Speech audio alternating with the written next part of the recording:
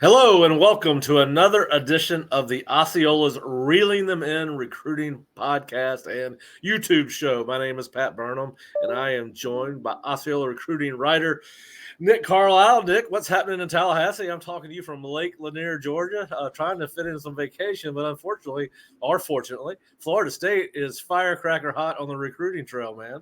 Yeah, they are. I don't know. The lake sounds a lot nicer than Tallahassee. I'll tell you that.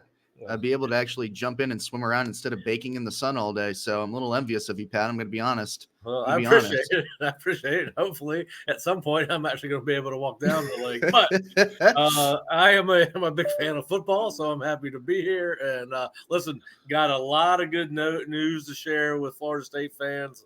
Obviously, Florida State is on fire, as we saw last summer.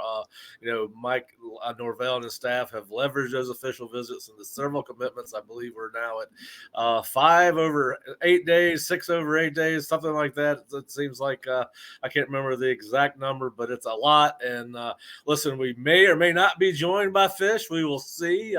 We will see if he pops in here lately, and if he does, we'll kind of go in reverse. But listen, let's just talk about the last couple of days, Nick. No surprise last night in the fact that Craig Thomas committed to Florida State in one of the better announcement ceremonies I've never seen. He was, I guess, at the Hard Rock Hotel in Miami, and they had the graphics all over at least where he was announcing, the television monitors with highlights of Florida State and Clemson. And then after he committed, they have a rolling screen down their guitar that the building is shaped like, and said Zay has committed to Florida State or FSU. I think maybe there's an NIL deal coming for Zay and Hard Rock. I could be wrong. I don't know. He certainly may have the connections to get that done. We'll see. Yeah. And one of the cooler stories, whereas he is the first member of the Seminole Indian tribe to, I believe, at least plan to sign a scholarship with Florida State. We don't think there's any reason to believe that he's not. Listen, we have said for quite some time that we thought Craig Thomas, or Zay as he's known as, was coming to Florida State. He had been on Florida State's campus probably more times than I can count on my hands and toes fingers and toes over the last 2 years. Clemson got involved late. Really probably too late to make up any difference that Florida State had already set up. But, I think he's been a Florida State guy for a long time. I think he was one of those secret commitments that we don't ever hear about. Just your thoughts. You saw him a little bit at the Jacksonville 5-star event, which we were at last week. Just your thoughts on Craig Thomas' commitment, Nick.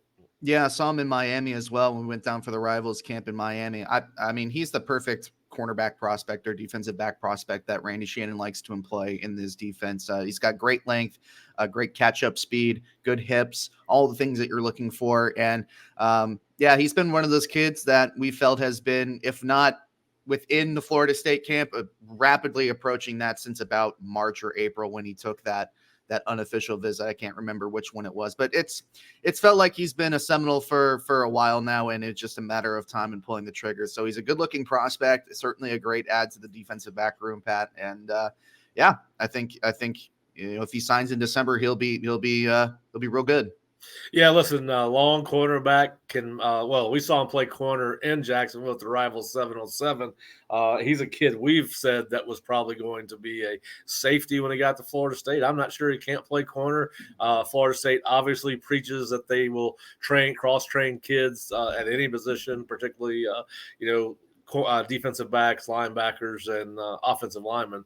So we'll see what happens there. But yeah, listen, it's always fun when you can beat Clemson and Dabo for a recruit. And, they certainly, Florida State was the leader for Zay for some time. And, it's nice to finally make it official. I think he's been wanting to make it official for quite some time. I think he would have committed earlier. I think Florida State obviously did their due diligence, but he looks like an outstanding prospect based on what we've seen on film. And then, of course, when you saw him play corner against some of the best receivers in the nation last week, you do realize that he has the versatility to play both.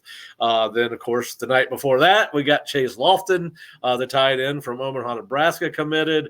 Listen, this was he said all the right things after his official visit. He talked really well, really glowingly about Mike Norvell and tight end coach Chris Thompson. The distance there, Nebraska had put on a full court press. We're in Jacksonville last week, Nick, and I'm talking to a guy that covers Nebraska high school football. And he basically said, I'd be surprised. Fish and I were obviously wrong about this because at the end of the day, the distance did not matter. It was the head coach and the program and the position coach and program that mattered. But just your thoughts on FSU landing the commitment of tight end Chase Lofton. Yeah, the few times that I've been able to speak to Chase Lofton, not excluding, his post-official visit interview, he said that what really mattered to him was, finding that relationship with the coaching staff to where he could walk into a building and have it feel like home. And he certainly felt that way about Florida State.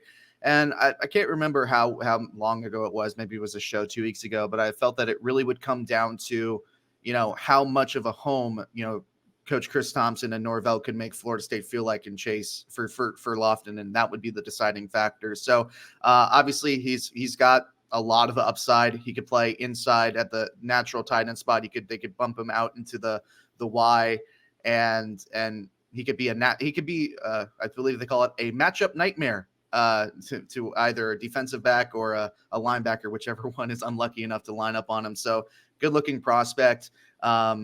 Great to grab him out of Nebraska, away from Nebraska, who I think it was down to Nebraska and Florida State towards the end there. Yeah, I agree with you there. Yeah. Yeah, listen, he's gonna a size match up against most every corner at 6'5", 6'6", whatever official is. Now he runs extremely well. Most of the time in high school, he is lined up as either a slot or outside receiver. He is about 215 pounds. He is going to have to develop into a unit tight end or inline tight end, however you want to term it. But when he has lined up as a unit tight end in high school, he does show the willingness to block. So obviously the weight room. Listen, at the worst case scenario, if the kid can't come in and put on weight, what you've got is a 1 inch or 2 inch shorter version of Johnny Wilson, right? I mean, he runs extremely well. So you're right. He has a lot of upside, particularly if he can develop into a more versatile tight end that can block and catch. But certainly in Mike Norvell's offense, where you see a lot of 3 and 4 receiver sets, they can utilize Chase in a lot of different ways. And one of the things that stood out to me on film is he's very good after the catch with the ball. He can pick up yards. He's got above average speed, and he certainly catches the ball well. He shows the ability to not only catch the ball on the outside around the numbers, but he's not afraid to run over the middle and catch the ball in traffic. You see that on his film too. So if you want to get excited about a kid, go watch Chase Lofton's huddle highlights. I think you're going to be impressed with his what you see in Florida State. Obviously, they use a lot of tight ends. And there's a couple more on their list. We'll see how that. We'll talk about that a little bit later. But I thought that was a great get for Florida State. And of course, I was able to get a text from Chase right before he announced, and basically said he felt like there was no better place that out of the schools he was going to be selecting from, he thought Florida State had a better chance of winning a national championship than those other schools. So, and obviously Florida, that's one of the reasons Florida State went after him. They felt like he could help. So I look forward to seeing how Chase progresses through his senior year. And obviously we'll be looking forward to him getting on campus next year at this time. Then, of course, one that really wasn't a surprise. We list him as a defensive end, but I think he's a defensive tackle. A lot of Rivals has him listed as a strong side defensive end. But again, no surprise here. We thought Florida State had led for Myron Charles for quite some time. Just your thoughts. We'd heard Texas. We'd heard Miami making late runs. Just your thoughts. Obviously, I've read some of your comments. I think we both agree on what ultimately decided that, but I'll let you talk a little bit about it. Yeah, kind of similar to Greg Thomas. He's one of those kids that got on campus a bunch, especially earlier this year. And, we felt that Myron Charles Florida State rather, was in the lead for Charles pretty much ever since his junior day visit, where he went to that basketball game and, had sat pretty much the entire time with Odell. And that relationship just proved to be the nucleus of the connection between Charles and Florida State. And yeah, Texas, Miami, Florida, they all had their run in the end, but Charles said something to the effect of, like, I could have gotten a lot more money elsewhere. could if I had chosen to go elsewhere, but it's really the connection with Odell and the coaching staff and Florida State investing in a prospect that they really coveted. Yeah, and listen, I think he was here for an unofficial visit in the spring to watch a practice, and I do remember talking to him and Jarquez Carter back to back as they left. And I think another thing that probably played a factor in their decision, I ultimately agree with you that it was probably more so to do with the relationship with Odell than it was anything. But I remember both he and Jarquez Carter talking about the conversation they had with Braden Fisk that day at practice, where Braden told both of the kids, talking to him at the same time, that I could have gotten $400,000 to go to USC, but I came here because I felt like it gave me the best chance to go to the next level. I think conversations like that do resonate with kids because they're more probably willing to believe somebody that has already walked in their shoes and a little bit closer to their age. And obviously, so I think when you take the long-term relationship with Odell, which I think Odell offered him as a freshman, if my memory serves, but this is somebody that's been on FSU's radar. I first heard his name a little bit over 2 years ago from FSU Booster, and he felt really good then about Florida State chances. So they did lock it down, and I think that was a big pickup for Florida State, and I think we're fixing to be joined by Fish. I'm getting a text right now. So this is just in case you were wondering, and for your older folks, you will get this. This is a live tape show. We don't make many edits, if at all, on these shows. It's like it's live. Fish may or may not join us. He just said he needs 5 more minutes, so we'll see if he catches up with us. But if he does come on, we want to get his thoughts on C.J. Wiley and Kevin Wynn, simply because obviously Nick and I got a chance to speak about that last week and what was a shocker with C.J. Wiley. And then, of course, Kevin Wynn, I think they did go toe-to-toe with Georgia on. So, but we want to get his take on that. But what we're going to do in the meantime, we're lucky enough to have brought on some new sponsors, and we're going to, while we wait on Fish, it seems like a apropos time to let our sponsors have a little say so. And we will be right back in about a minute and a half, and we'll see you shortly. At Aviva Stadium in Dublin, the home of the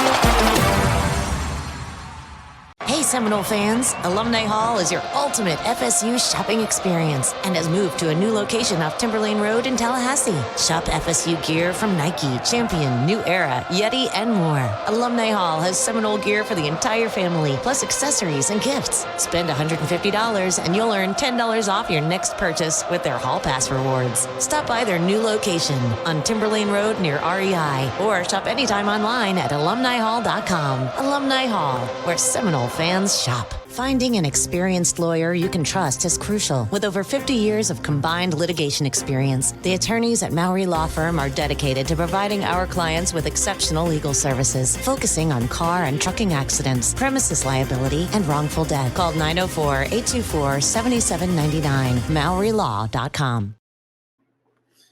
All right, and we are back to our latest episode of Reeling Them In, and I'm Pat Burnham, joined by Nick Carlisle. And of course, Nick, it's not going to slow down for the Seminoles anytime soon. There are 2 guys on FSU's recruiting board that are set to make decisions today, and Gavin Nicks and Zadrius Rainey-Sell, both 2 4-star linebackers. Then we got 4-star linebacker Tavon Wallace committing somewhere tomorrow. We think it's Florida State. We'll get into that in a second. Tight end Hollis Davidson and offensive lineman Peyton Joseph are set to commit on July 4th.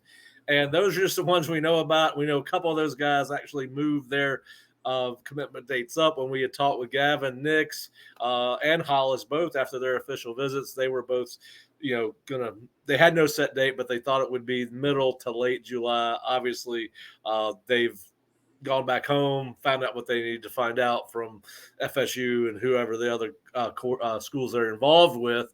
But we got 2 today, and the first one is going to be Zadrius Rainey-Sell from Spanaway, Washington. Listen, he's a kid that camped at Florida State last summer where he got his offer. So obviously his interest in Florida State has been long-standing. He made some comments after his official visit where, you don't ever know how to take those official visits, right? Because one of them said, I feel like this is going to be a good fit, not this could be a good fit. And I don't have the quote in front of me, but it was more definitive as opposed to suggestive, right? But listen, we're UCLA, Washington are also involved in this. He visited Washington after his official visit to Florida State, but certainly, I've said this before. He did mention in his post FSU visit interview that his mother may struggle a little bit with the distance. He had said that Florida State had felt right for quite some time, and that this felt like home and felt like the right place for him. But you fly back out of Tallahassee, you start dealing with the reality of it. The tea leaves are kind of hard to read on this, Nick. I was telling you before we started taping that almost no one in the industry, I'm talking about all 3 recruiting services, have put in a prediction for this kid. Not the national guys, not the local guys. So it's kind of hard to read. And listen, I read his last article. He said positive things about all 3 schools, which you would expect. But just what's your take? It seems like maybe a little bit of a lean to Washington. I've said if this kid was located in the middle of the United States, it's Florida State. I think the distance may be too much to overcome. Yeah, I tend to agree, but I don't know. For me personally, I feel like there are grounds here for Florida State to surprise people and actually land this kid. Maybe it's just a bit of hope from a fan perspective, which obviously you and I are not fans, but from a fan perspective, you take a look at his comments and what he said, maybe it was just verbal luggage and just maybe not the right word that he said in the time, but the way that he said those things, it's like, well, maybe Florida State is the place for him. And the way that, the relationship with the kid has developed over the past year and a half or so, you feel like there's grounds that maybe Florida State can shock people and pull this one off. And there's Fish. There he is. But yeah, ultimately, and we say this going the other way, Pat, right? Where kids from South Florida that are going to be going out west, like a Zaire Addison, where that distance, over time may become less and less attractive to go all the way out there and play. Ultimately, the distance is probably going to be the deciding factor. And as much as I feel like Florida State could shock people and pull Rainey-Sell, if we're betting here, it's probably going to be one of the West Coast schools. Yeah, and listen, I think if you factor out the distance and you put them equal distance from each other, I think it's Florida State. So, like you said, I'm not going to be totally surprised if you were to do that. And here's the other thing that I think helps level the playing field when you start talking about distance, right? Because we've seen Florida State sign a number of players. We got commitments from Brady Schmeigel, and you just got a commitment from Chase Lofton, and you got Blake Nicholson last year, and so forth and so on. I think Manasseh Atiti was from California and via Congo. So, listen, I think the NIL kind of helps with that, right? Because if your NIL deal is attractive enough, you can afford to get your parents to town. And so I think that could be something that maybe plays a factor because he's one of the most highly recruited linebackers in the nation. He's going to get a good NIL deal regardless of where he signs. But Fish, bringing you in, you missed the first part. We're going to trickle back a little bit, but just talk about we started with Zadrius Rainey-Sell on the upcoming commitments because he's the first guy that we know about today that's going to commit to either obviously Washington, UCLA, or FSU. Just what are your quick thoughts on Zadrius? Yeah, I'm a lean towards him staying out west and going to Washington. I just think the distance will be too much to overcome. If he had come on more than one visit, you want to get these California kids or West Coast kids.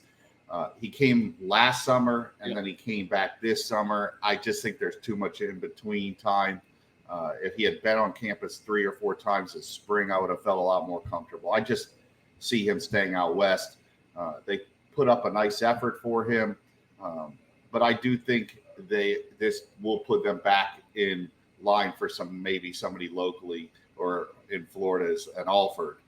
So I still think they're in a good position at the linebacker spot.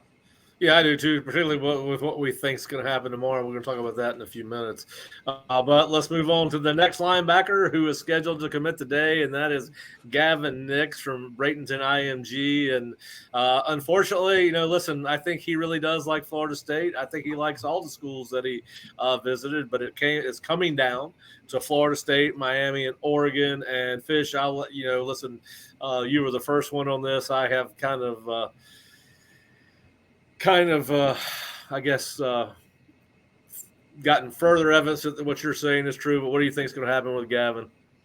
I think Miami's been the lean for him for a while from, my sources that I've spoken to, people that have covered him a lot, that have spoken to him a lot.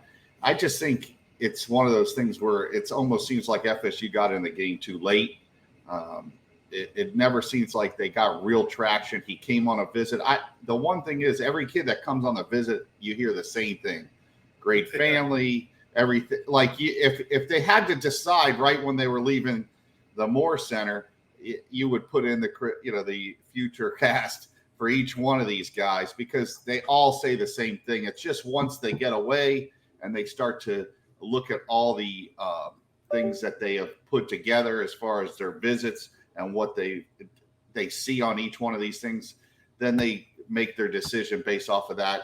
Once again, Nicks just hasn't been at FSU enough.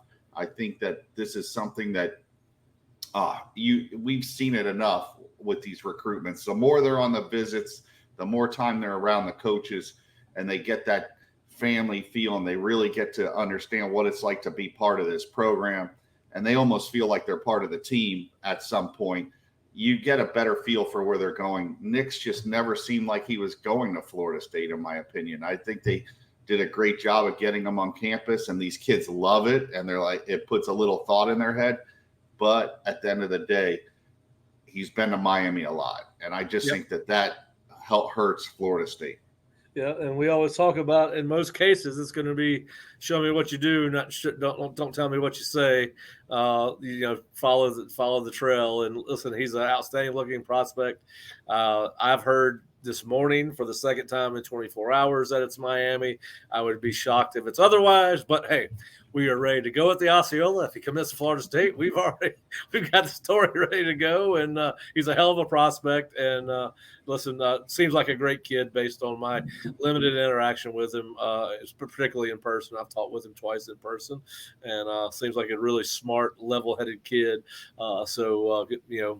Wish Florida State could get him, but if not, and it doesn't sound like they are, we'll get to see him every year. That's for sure. So anyway, good-looking prospect. But Nick, then tomorrow we got Tavon Wallace, and obviously, guys, this is somebody that we have been projecting for a long time to be Florida State. But Nick, do you see anything that could get in the way of that? No, frankly, no. In my perspective, if for some reason Wallace doesn't end up a Seminole tomorrow, it would be an absolute disaster. Something has gone horribly wrong. Don't say that. No, that's my whole point. Is it'd be shocking. It'd be it would be what the hell happened here type of moment. That's all.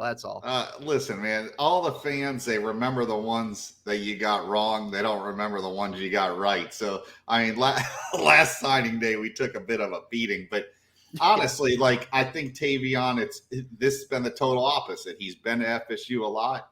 They've always been at the top of his mind. Hey, this is a school I like. It just seems like a natural fit.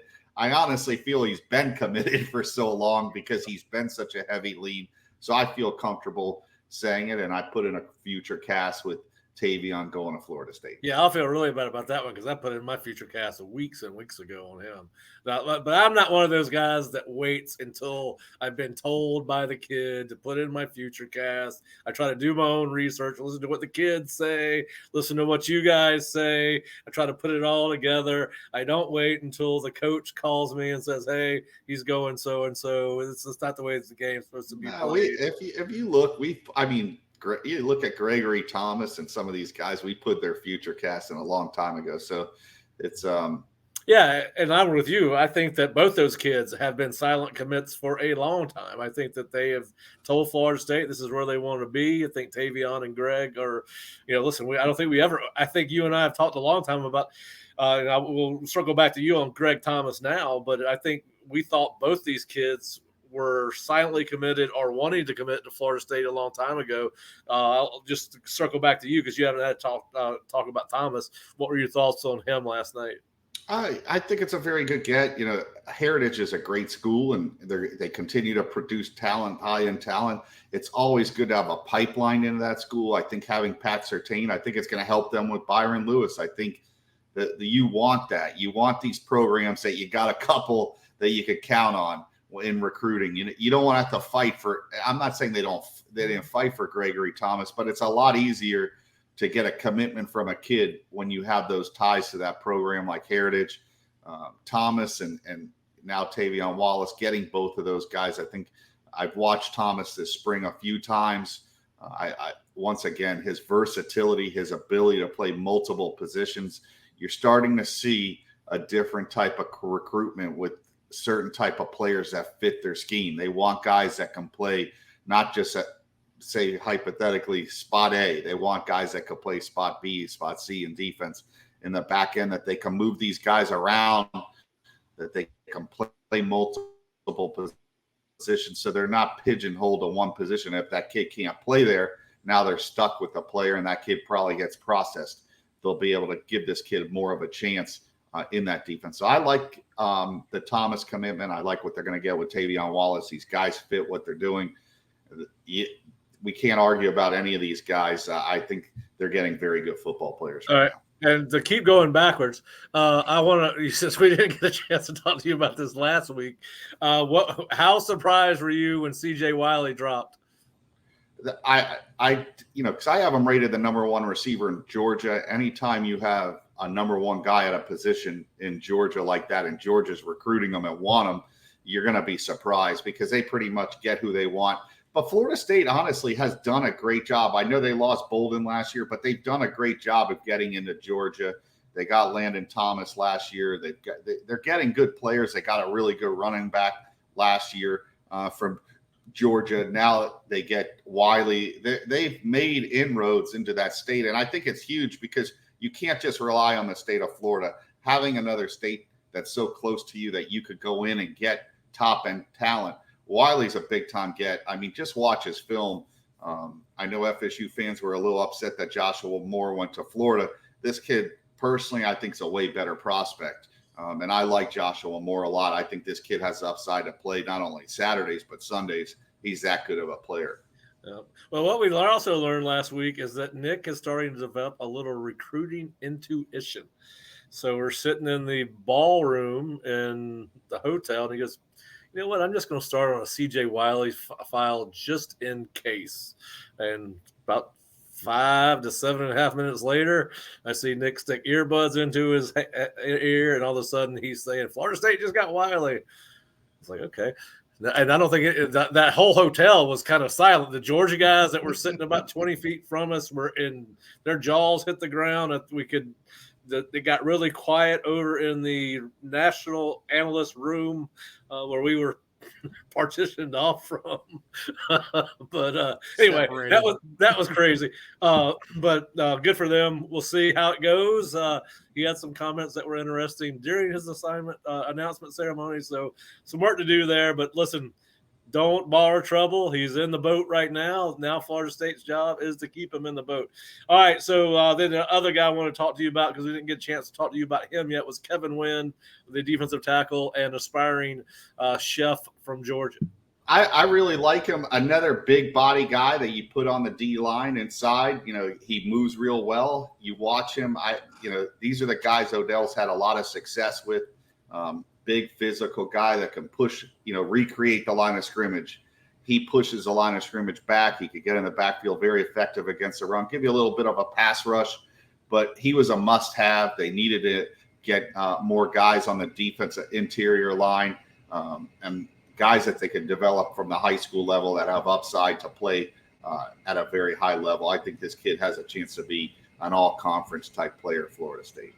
Yeah, I thought that was a good get. So now you got Charles and Wynn at defensive tackle. I think they're probably done there. Fish, you see them taking a third inside guy, although I think you think Wiggins is going to be an inside guy if they could flip him.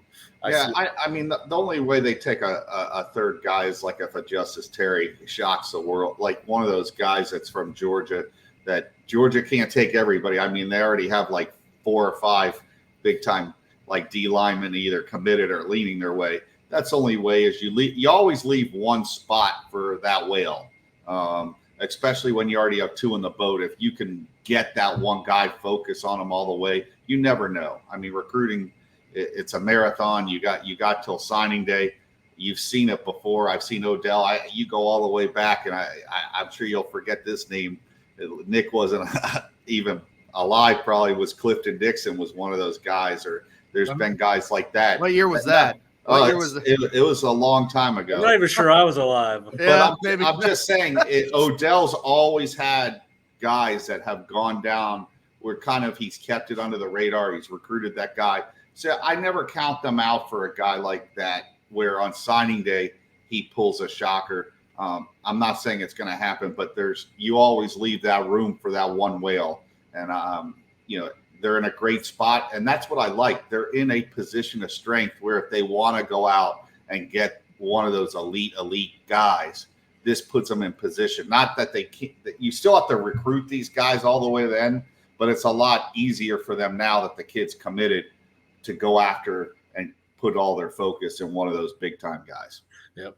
And we got 2 more guys to talk about with pending announcements coming, and both of those kids are set to announce on July 4th.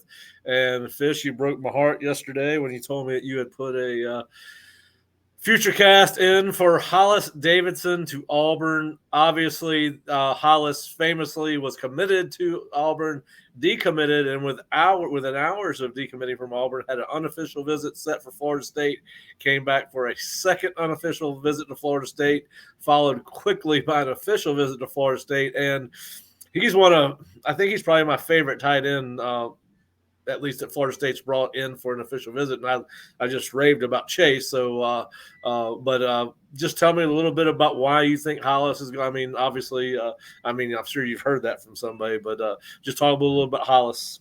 No, I just think it's one of those things where, they got Chase out of nowhere. I thought Hollis all along was going to go to Florida State, but now I just think it may be numbers priority that maybe they hold out in using that second spot.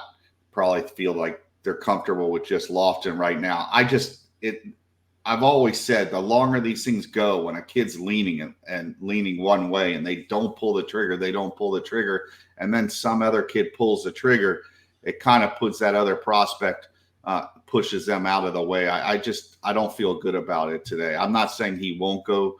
Yeah. I've heard someone that I trust told me that they feel like he's going to Auburn. I just don't feel comfortable putting a future cast with him to Florida State. Yeah, and the weird thing about that was when he decommitted and started setting up his official visits, at one time he was going to make his official visit to Auburn for the Iron Bowl. Then it was going to be earlier in the season.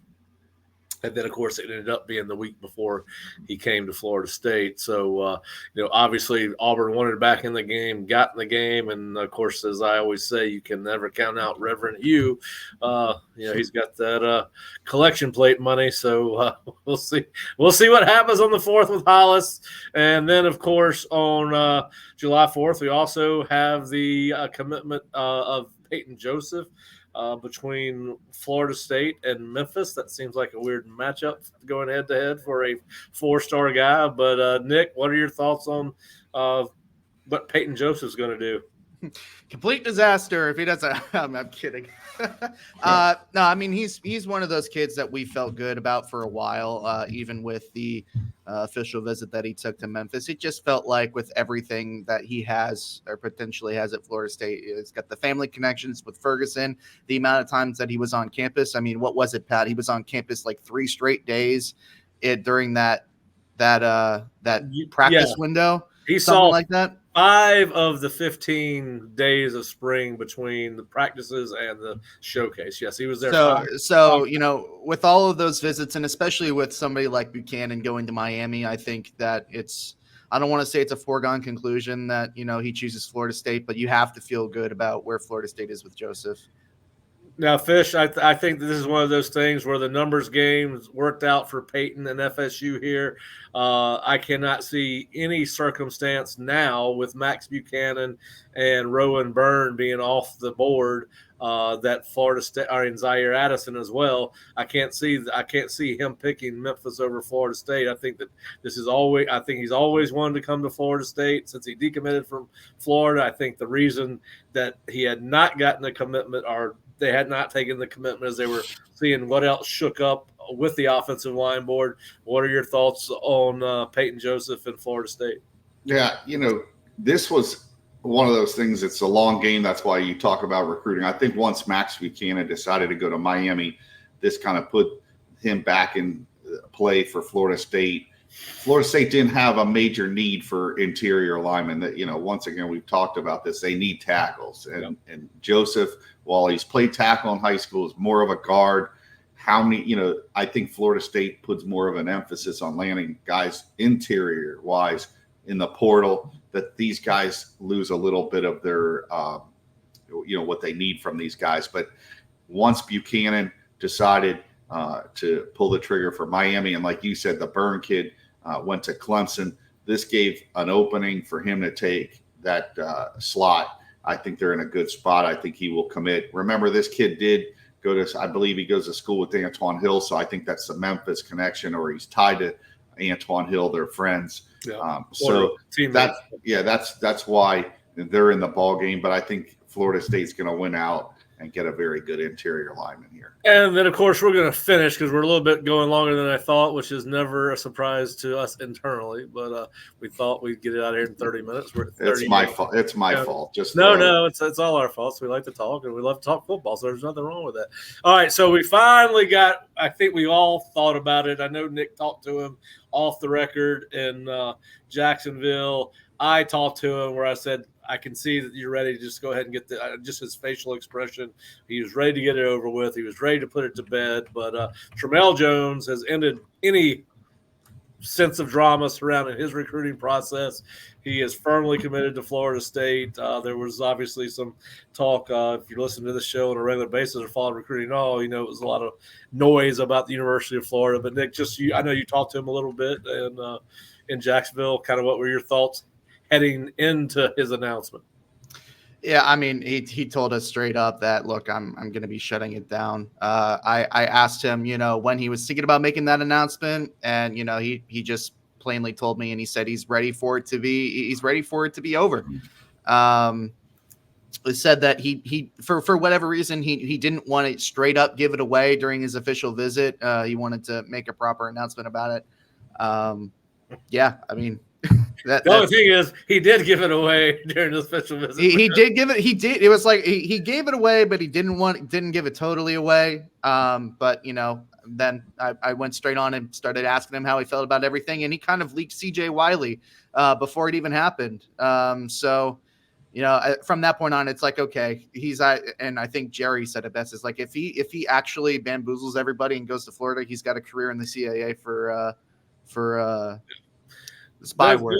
Those comments were pretty telling. And like I said, if he had told Mike that he was leaving, I could not imagine that Mike would have, they wouldn't have somehow offered another quarterback or, let them know they were still let people know they were still in business. So listen, not good. He had a great camp. We'll talk about that later, but he did have a very impressive camp, as did Brady Schmeigel and several other targets that we're not going to talk about because we're running long, but we saw some really good, and we can come back and talk about them in our next edition of reeling them in, because those evaluations will still be up to date and current and our latest. But anyway, guys, listen, a very busy weekend, a very busy start to this week.